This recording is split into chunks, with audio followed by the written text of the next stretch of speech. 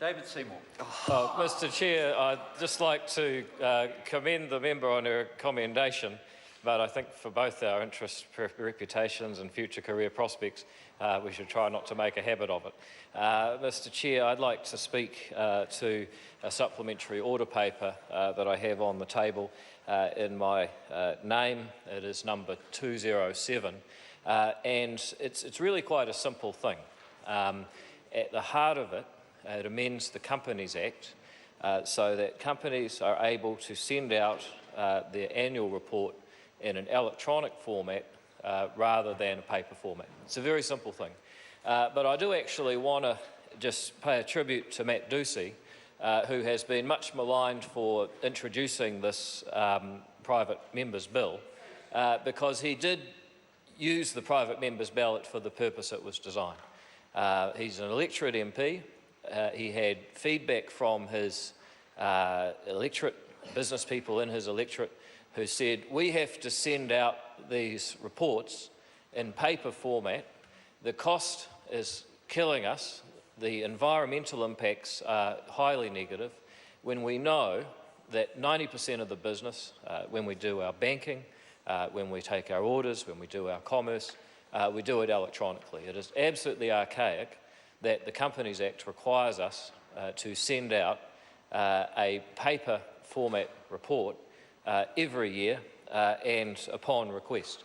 And so Matt Ducey was doing the right thing, but I think, as others have commented, it costs $43,000 an hour to operate this house on average cost basis.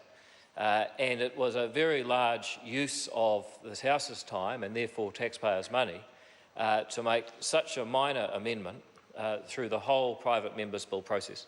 And so, thankfully, one of the things that I can say as the Under-Secretary to the Minister of Regulatory Reform, I'm very pleased that this government does, is that from time to time we have the Statutes Repeal Bill, the Statutes Amendment Bill, the Regulatory Systems Bill, bills that are designed to clean up the many aspects of the 40 books of statutes that this Parliament's passed in the last 170 years or so, to reform those many aspects where they're an impediment to people going about their lives in an efficient way.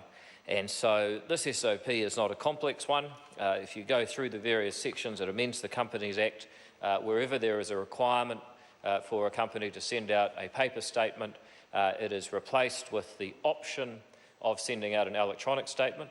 It requires a company in the first instance to notify a shareholder or somebody who is entitled to receive such a document that they have a choice, and then that person must make an election either to continue receiving paper or to receive their documents in electronic format.